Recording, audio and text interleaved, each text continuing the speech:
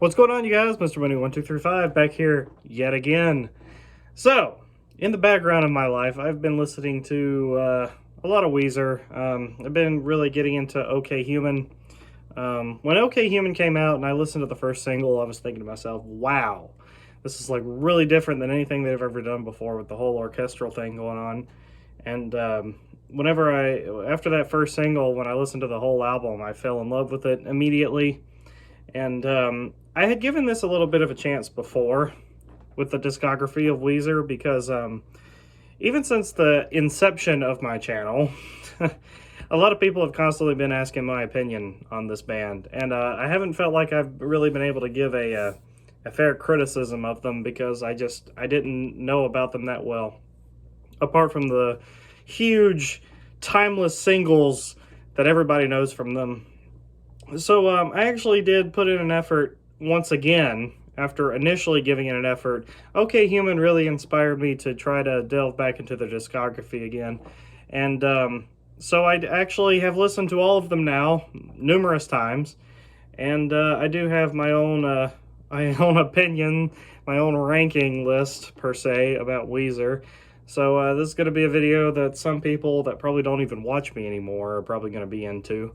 Who knows, maybe they'll find it down the line, but I do have my list here. My list is probably going to be vastly different than a lot of people's, and some same opinions, especially in the Weezer community, especially. But let's just get into it here. Number 14 is Ratitude. Now, when I first started getting into this, I kind of went into this album knowing that it was the black sheep of the discography and the one that is most hated by Weezer fans. And I was thinking to myself, I'm going to be different. I'm going to actually, give this album a chance. And it's actually going to be way higher on my list. And people are just stuck up and they don't know how to open up their minds and shit to different sounds and stuff like that. And yeah, I was totally wrong. This thing is a piece of crap. The single is shit. The single is terrible. Can't Stop Partying is one of the worst songs ever. The whole album is just a big waste of time. It's really, really bad. I totally see why people dog on this so much. Dog. Yeah, it's really bad. It's really, really bad. I don't like it. I totally see why people say what they do about this album. It's not good. I don't know. There's much more I can say on that. Can't Stop Partying is a really bad song. I mean, I can't believe that's the lead singer here. It doesn't make me want to delve into this any more than I already have. So, number 13 is Hurly. I know this is going to be a controversial opinion for some people, but I mean, just even off of memories, I don't think this is a very good song either. It's way better than Can't Stop Partying, but I really don't like this song that much. As for the rest of the album, I find a lot of it to be kind of forgettable. I do find it to be tolerable, at the very least. But even when I don't enjoy the main song that's supposed to get you into this record, I think that's a pretty bad sign. I don't know. I think I can stomach this a bit more than where it deserves to be on this list, but I do have more positive things to say about the rest of the albums than I do this one, so it kind of had to go somewhere. But yeah, it's definitely not as deserving as Ratitude's placement. So anyway, number 12 is Make Believe. I've seen a lot of people comment in the Weezer community about how this album is pretty much only good for its singles, and I kind of agree with that after listening to the whole thing now. I personally think Beverly Hills is a really good song. I know a lot of people in the Weezer community don't really care for that track as much. Perfect Situation is a great song. We Are All on Drugs is a great song. But as for the rest of it, I find it to be musical wallpaper. It's just kind of there. You can just kind of stare at it. And it's like, it's not offensive, but it's not really giving you any kind of meaningful, powerful emotion at the same time. Those singles are pretty good, though, in my opinion, still. I still think the singles are some of the best in Weezer's discography, and we're going to get more into that kind of problem with these albums further on down the list. But It's good for the singles. I just don't think it's much good for anything else. Um, Speaking of which, next up is the Black Album at number 11. Because like 3 of the songs in the first half of this thing are my favorite Weezer songs in the entire discography. Can't Knock the Hustle, High as a Kite, and Living in LA. I love all 3 of these songs with a passion. They are really some of my favorite Weezer songs in the entire discography. Even a Zombie Bastards I don't think is that bad of a song. I think it's pretty inoffensive, and maybe it overstays its welcome a little bit. But this album is really interesting and bad in the kind of way of where, like, after you get into that second half of the album, things just get worse and worse and worse and worse. It's insane. Like Piece of Cake, it's like, this is an okay song. It's all right. It's not really doing anything for me. But then you get down into there, like the King That Wanted Everything, or whatever the hell the name of that song is, and then Byzantine, and then California Snow, and it's just like each track is like worse than the one before it, and it's just like, how far off the fucking rails can you go? California Snow is straight up illistenable. How the fuck did they go back into the studio after recording that song and think, yeah, put that at the end? I just don't get it. I just don't get it. The only reason the Black Album is this high is because I just adore those songs at the beginning. I think they're badass, honestly. That Can't Knock the Hustle is really cool. And what is up with the theme that the songs are supposed to be dark and edgy? Because that shit did not happen at all on this. River says bitch in the opening song. Is that the edginess? Is that the black? Is that the darkness that I was supposed to overtake from the, I don't get it. The theme didn't work either, to add on to that. Anyway, next up is the Green Album. And the only reason that the Green Album is at this spot is because I only enjoy half the record. I only enjoy the first 5 songs. After the next 5 songs, I find it to be completely forgettable. It just doesn't affect me in any way. Though I do find the first 5 songs on this album to be really, really good. Hash Pipe is a classic, of course, and Island of the Sun, of course, but there's some bigger songs from Weezer on other albums that I consider better than even these tracks. But at least I'm getting close to enjoying an entire record at this point. It's just not quite there yet. Kind of the same thing with the next album on this list is Maladroit, number 9.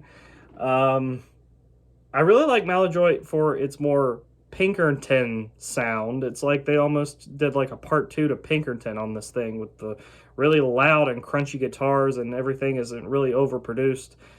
Keep Fishing and Don't Knows are fucking awesome songs. I love the music video for Keep Fishing. That I never get tired of watching the music video for that song. It's so good. But once again, as I keep listening to the album, even though this thing is only like 30 minutes, it starts to feel like it's taking way too long to fucking end. And I don't think that's a really good sign when an album is this short and I'm struggling to get to the end of it. I don't know. It's not offensive, but I really, really do enjoy the sound that's going into this album the entire way through. I think that's definitely my favorite part about it, is I really do enjoy the more hardcore Pinkerton sound. And those are some dope singles on this album too. Dope Knows Her. Yeah, I don't know. That's the only reason that it's at this place. I really love the sound of the entire record. I just wish it was more memorable, I guess, for some of the tracks on here. I mean, like, there's a little bit of more filler than killer going on in a few of these records that I've mentioned so far, and that's just my opinion. Next up at number 8 is the Teal album, the covers record from this band. The only reason it's above all these other things being a covers album is that I actually enjoy the majority of the covers on this thing. I think this album's a lot of fun. Mr. Blue Sky is a horrible, horrible rendition. They kind of ruined that song. They just didn't do it justice. That No Scrubs cover, that No Scrubs cover has no fucking right to be as good as it is. It's definitely the best song on the entire album, the best cover. And the Take On Me cover is great. The Africa cover obviously is great. Yeah, I enjoy the majority of the covers on this thing. I think the Mr. Blue Sky one is the only cover that I think is kind of ruined on this thing. I really do enjoy a huge chunk of the tracks on this album, almost the entire record, honestly. I think it's really good. And I would much rather listen to this than the past albums that I've mentioned on here, even though, it's not Weezer originals. I still think it's better than a lot of the albums that I've mentioned so far. So, yeah. After Teal, we kind of start getting into the albums that I can completely stomach and just love. And I don't know. Next up here is the Red Album. Haters gonna hate, but the Red Album is fucking awesome. Pork and Beans is one of the best singles that the band's ever released.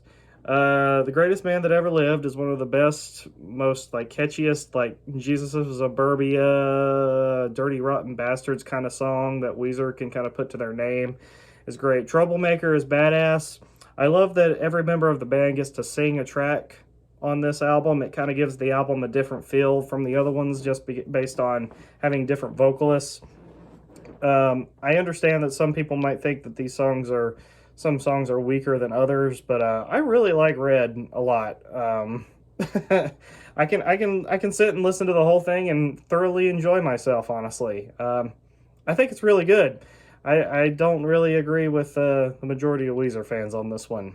I think we differ heavily on this. I do enjoy the different sounds that go into this album, and I also think it's a lot of fun too. In addition, so anyway, number 6 is Everything We Will Be All Right in the End. I love going back to the sound of blue, almost, it sounds like, on this album. Back to the Shack is great. I love how Weezer on every album kind of has their little, like, we're going to do what we want to do and fuck you guys song. And then they made a song, Back to the Shack, that's straight up like, okay, we'll do what you guys want us to do.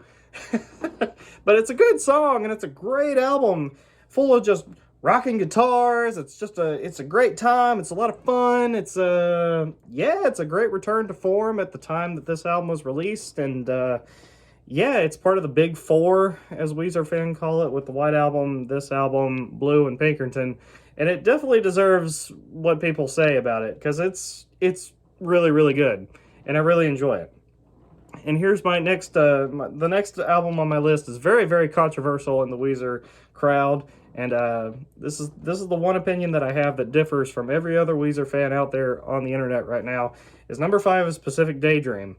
Now, I do not understand what you guys' problem is with this rock band wanting to make a pop album. I don't get it.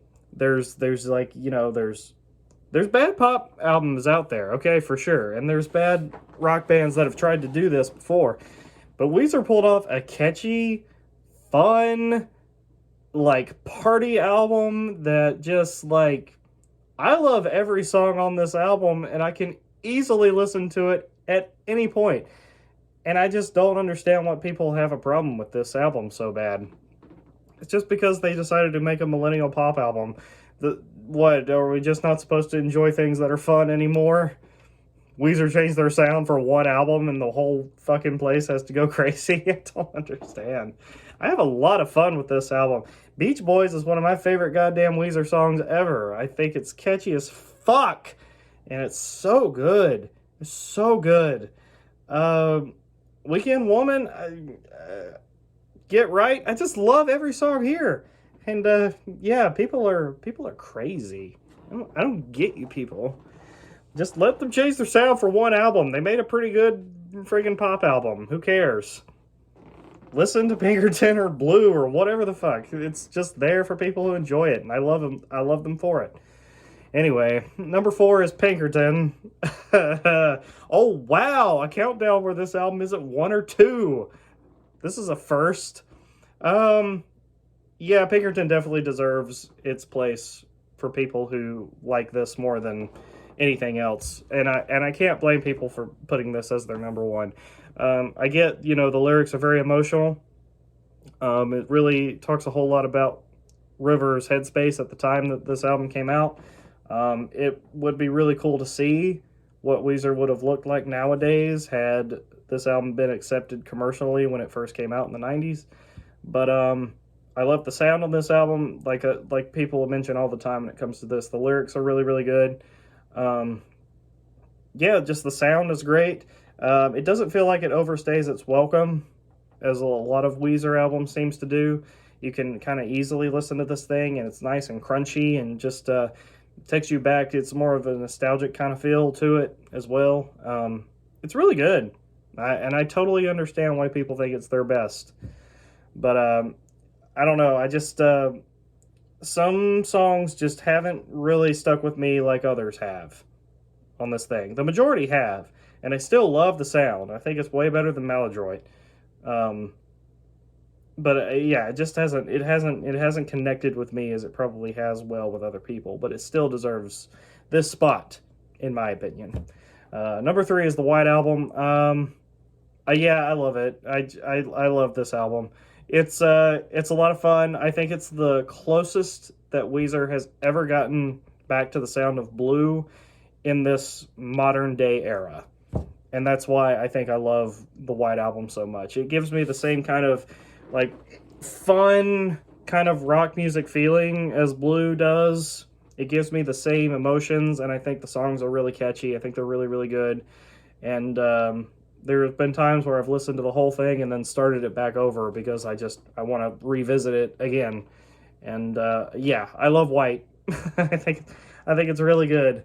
Um, Definitely would recommend it too to people who are just starting out listening to Weezer. I think White is a good album to also start with after you get through the initial. You have to listen to Blue first. It's just a requirement. Speaking of which, Blue is number two on my list. It's just nostalgic. Some of the best singles from the band still to this day are on this thing. Surf Wax America is a really fun song. Only in Dreams ending out this thing. I love the outro to this album. I love how the record ends. It's just it's a classic, and it's fucking awesome. It really is. It makes me think of comparing it to almost like a Dookie or something like that. You know, another album from this era. Um, it's just as classic as that Green Day album, in my opinion, and that I think that's saying a whole lot. Um, it's really, really good. Blue is a nostalgic treasure. The Sweater Song and Say It Ain't So and Buddy Holly. I mean, just those three songs right there might put this album at this spot by themselves. Not to mention how fun the rest of the album is. So yeah, Blue is a treasure. And number one for me is OK Human. Um, why this is my favorite Weezer album? Um, I guess this one album from Weezer does something that the rest of them, all of them, including Blue, don't do, and that leaves me wanting more. Um, this is the first time where I feel like a Weezer album has not stayed its welcome. It's it gets done with its runtime, and I just wish there was another track after La Brea Tar Pits. I wish the album kept going. It's like I get done listening to Blue and I'm thinking to myself, okay, that was great the whole way through. I had a lot of fun with it. Let's play that again. But with OK Human, I wish there was honestly more orchestral Weezer tracks following. I just like the album goes by too fast. It's that good to me. And none of these other Weezer albums really do that for me. I just wish OK Human just was longer. I wish this album was like an hour long. The songs are great. While the lyrics can be not as metaphorical and the lyrics are a little bit more in your face than, say, a Pinkerton or something like that, I still think the songs are great. I love that you can kind of like relate, and the music on it is different for Weezer, and I love that. Um, yeah, OK Human is just Weezer's masterpiece, in my opinion. I do think that Weezer created a magnum opus with this album, and it's probably going to be one of my favorite Weezer albums forever now. If they decide to make another 20 albums after this one, or another 15, whatever number they are on right now, it's definitely going to stick out in my mind for a really long time, and I'm definitely going to be listening to it for a really long time, and I'm looking forward to getting my physical copy of this. So anyway, that is my Weezer list. I'm looking forward to checking out Van Weezer in May. Maybe I'll even come back and do a formal review for that one. So, yeah, stay tuned, you guys. Gonna be talking a lot about Song Machine Season 2, hopefully in the next 2 months or so. See when Damon decides to drop a single. And we're gonna get back into Gorillaz. This is a great time to be a Gorillaz fan, man. But yeah, I hope this really quenched the thirst of some Weezer fans out there who want to know my opinion. So, hope you guys enjoyed this. Mr. Buddy 1235. I will see you guys later.